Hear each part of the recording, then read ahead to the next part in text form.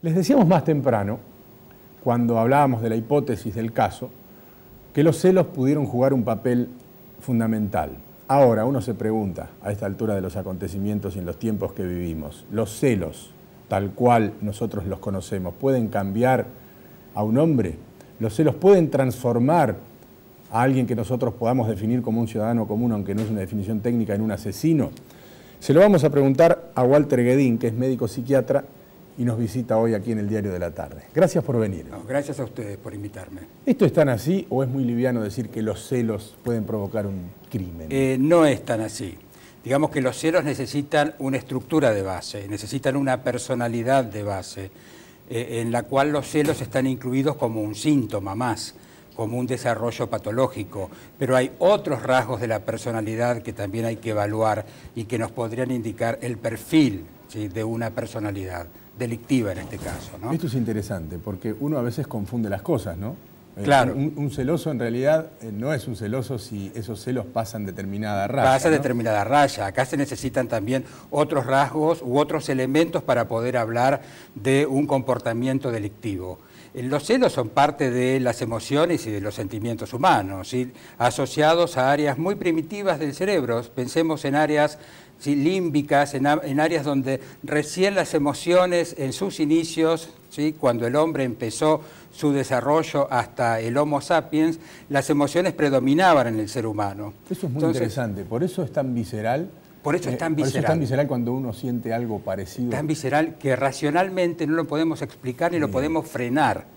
Y decimos, ¿pero por qué? ¿Por qué esta conducta que nos molesta tanto y nos perturba? Es perturbadora. Es sí. perturbadora. Si yo tengo además elementos que no me tendrían que llevar a pensar esto, ¿por qué lo estoy pensando?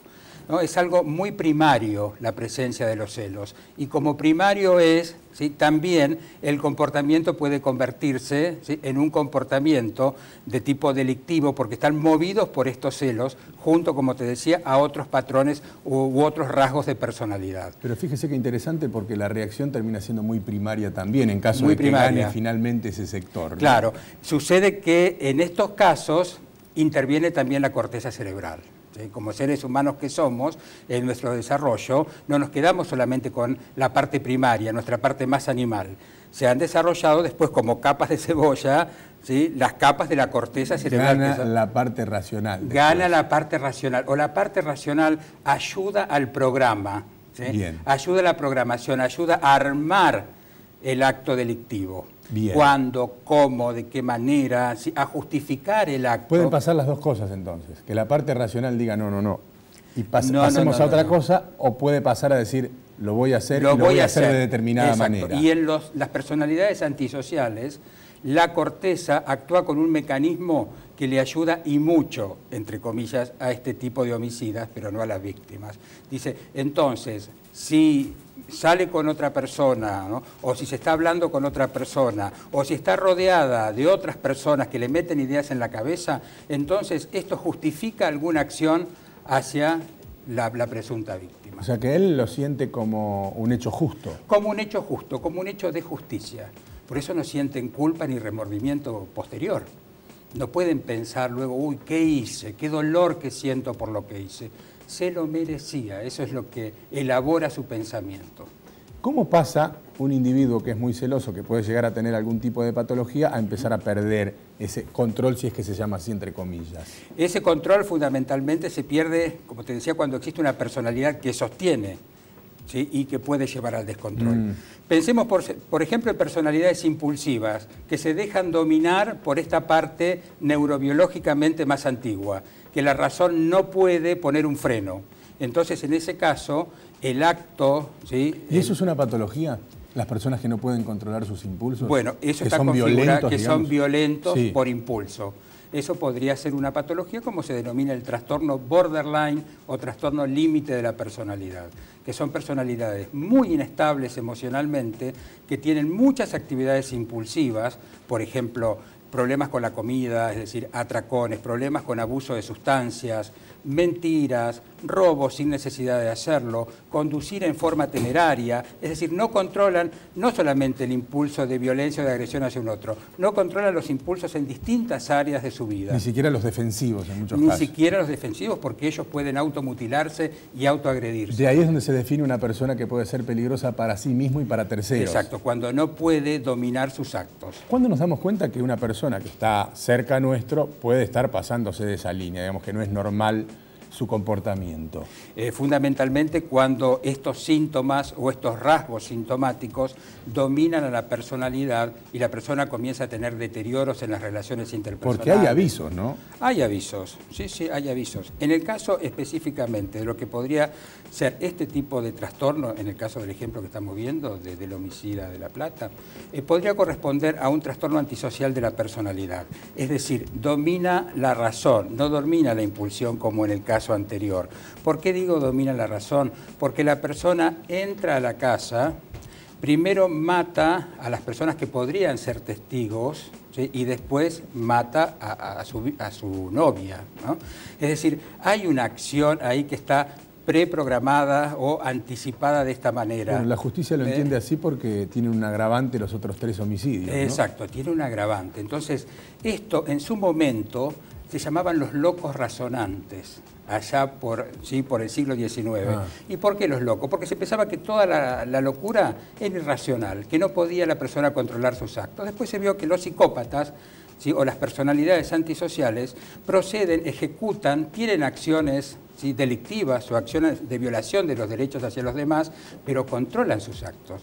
Por eso son punibles. ¿Y no les importa pagar, en este caso con la cárcel? ¿Están dispuestos a pagar por tal de cumplir con su objetivo? ¿Cómo funciona esa estructura? Están dispuestos a pagar, porque ellos lo consideran un acto justo a la acción y no sienten culpa ni remordimiento posterior.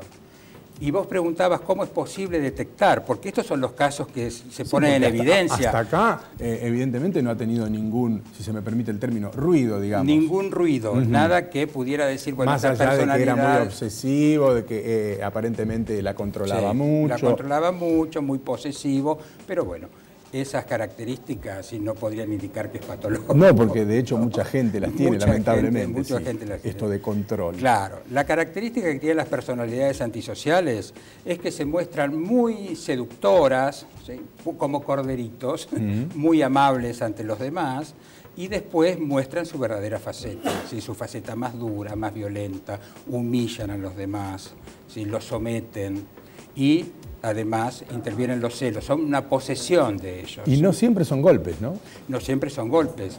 Los actos delictivos de este tipo de personalidades son los que aparecen en los diarios, en la televisión, como en este caso lo estamos comentando. Pero hay un alto porcentaje, por eso es difícil cuantificar cuántos, de psicópatas que no salen en la televisión ni salen en las noticias. Llegan a estos extremos. Que no llegan a estos pero extremos. Que someten a personas años. Someten a personas años. Van horadando el psiquismo de la persona gota a gota. Y toman sobre todo personalidades débiles, inocentes o sumisas, mujeres sumisas que además agachan la cabeza y dicen, bueno, tengo que seguir. Déjeme preguntarle por algo concreto que por ahí no tiene respuesta, pero que me llama a mí la atención. Lo que eligió este personaje para matar a estas 4 personas, si es que lo pensó antes, un palo y un cuchillo, ¿por qué? ¿Por qué no un arma de fuego, por ejemplo? ¿Por qué no otra manera? ¿Por qué tan sanguinario? Yo creo que sí, usa aquello que se le cruza. ¿Sí? Si el programa estaba de ir a agredir o ir a matar, seguramente pensó que podía hacerlo, ¿no?, con aquellos objetos que encontrara en su camino. Es posible también que no haya programado llevar un arma, pero sí haya programado, bueno, yo sí voy a proceder a ejecutar mi acto con lo primero que encuentre, ya sea a golpes o usando objetos que seguramente están en la casa. Uno trata de entender, a mí me cuesta, decíamos más temprano, obviamente es absolutamente incomprensible y muy difícil de explicar esto que pasó, porque imaginamos una escena donde están compartiendo probablemente una cena cordialmente, 3 o 4 personas y de repente uno de ellos tiene, no sé si definirlo como un arrebato, pero empieza a asesinar a todos los que están dentro de la casa. Usted dice, bueno, lo pudo haber pensado antes, pero también pudo haberle disparado algo que pasó en ese momento, la decisión, ¿no? Algo que él ya tenía procesado y dijo, bueno, lo hago. Y punto. Yo creo que acá aparecen tres tipos de personalidades que podrían ajustarse al tipo de homicidio. La personalidad antisocial o el psicópata, la personalidad paranoide, que son sujetos muy desconfiados. El paranoide cree que lo están engañando permanentemente. Cree que lo están engañando permanentemente y en todas las áreas de su vida. Y además, estas personalidades son sujetos fríos emocionalmente, no tienen la apariencia del corderito como lo tiene el antisocial, que para meterse en el grupo usa estrategias de conquista del otro. Estos no, se presentan rígidos, duros, esquemáticos, hasta con un pensamiento muy sólido, las cosas son así y yo las voy a imponer porque esta es mi manera. Así que son fanáticos también en muchos casos. Pero conozco un montón. Hay muchos sujetos, hay muchos sujetos paranoides. Además que los sujetos paranoides escalan también ¿sí? en los trabajos porque no le importa el otro. ¿Sí? El fin justifica los medios. Por lo tanto, si yo tengo que serrucharle el piso al otro, se lo voy a serruchar y no voy a sentir culpa. Esos son los sujetos paranoides. Son realmente muy fríos y muy peligrosos. Entonces se podría pensar también en un sujeto paranoide porque los paranoides son extremadamente celosos y estos sí pueden responder ante una insinuación que ellos vislumbran como una amenaza para ellos. ¿Y qué es lo que sienten en realidad? ¿Qué sienten? ¿Que lo están humillando? Sienten que lo están engañando, que lo están humillando. Que él no puede dominar esa situación. Porque en realidad, en todas estas personalidades, y por supuesto en las paranoides también, aparece mucha inseguridad de base. Hay detrás de eso, que hay usted detrás decía recién de eso. Esto es así, esto no es tan así. No es tan así. Detrás de eso hay fragilidades. Hay fragilidad. Ese es el comportamiento defensivo. El paranoide proyecta en los demás sus temores. El infierno son los demás, como decía Sartre. ¿Sí? El problema son los demás, yo no tengo nada que ver. ¿Sí? Entonces, si el problema son los demás, entonces yo voy a tratar de corregir a los demás. Doctor, usted habla de esto. Sí. Seguramente hay muchas personas que tienen la misma sensación que yo, porque usted describe gente con la que convivimos. ¿Sí? Que nos cruzamos permanentemente en la vida. Nos cruzamos, exacto. Ahora, yo diferencio. Ahora, ¿cuándo estos personajes que nos cruzamos en la vida agarran un cuchillo y nos matan, digamos? Yo diferencio. Una cosa es un estilo de personalidad. Cuando las personalidades estamos ¿sí? como marcadas, entre comillas, por cierta forma. ¿Sí? No es lo mismo un sujeto desconfiado que una personalidad paranoide. ¿Sí? La desconfianza es un rasgo, así como aparece la confianza. ¿Sí? Los dos rasgos coexisten. Ajá. En cambio, en un estilo de personalidad vamos a ver que son sujetos más desconfiados, donde lo que sopesa ¿sí? es sobre todo la desconfianza y la confianza no puede ocupar un lugar de privilegio. En cambio, en los trastornos paranoides de la personalidad, la persona desconfía en todas las áreas de su vida y eso desde el fin de la adolescencia hasta su muerte, porque lo acompaña durante toda la vida, está marcada por ese tipo de relación. Sufre. Es un tipo que sufre. Sufren los demás. Pero él también sufre. Ellos no sufren. Ah, no sufren. No, son lo que denominamos egos sintónicos, porque esa desconfianza está en sintonía con su yo. Son los justicieros los que reivindican, ¿no? Porque yo tengo la verdad. Decimos que tiene una hipertrofia yoica, su yo está agrandado y su yo lo van a imponer hacia los demás, pensando que los demás son débiles y que no tienen las capacidades y la fortaleza y el temple que ellos tienen. Oiga, son hombres de masas. Son hombres de masas, estos personajes. Son hombres de masas, sí. Qué interesante. Se pueden convertir en líderes. Dígame en 30 segundos, si es que se puede, ¿cuándo se prende la luz roja? La luz roja, ¿sí? Cuando en este caso los celos ¿sí? aparecen en todas las áreas de vida del sujeto y vemos que los celos es una idea recurrente, fija, y el sujeto puede humillar al otro o tener acciones de violencia hacia el otro por la presencia de celos. Ya eso es una luz roja. Y además, bueno, que la mujer no se atreva, en este caso cuando hay violencia de género, a pedir ayuda. ¿Sí? A pedir ayuda porque el otro, el paranoide en este caso, domina la situación. Doctor, gracias por venir. Gracias. Claro, muy interesante y seguramente lo vamos a volver a llamar. Muchas gracias. Tratábamos de comprender cómo piensa un individuo que toma una decisión semejante. Estamos hablando de matar nada más y nada menos que a 4 personas. Lamentablemente, en los últimos días, en las últimas horas, nos hemos topado con distintas personalidades que tienen este tipo de rasgos. Ahora es una situación extrema. Siempre hablamos de homicidios, pero 4 en una misma circunstancia, utilizando un palo, utilizando un cuchillo, dejando una escena completamente violenta.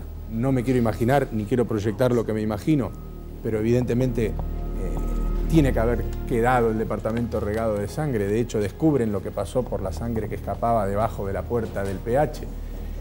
¿Qué hay detrás de esa mente? Bueno, tratábamos de entenderlo recién con el doctor Walter Guedín, que creo fue muy claro.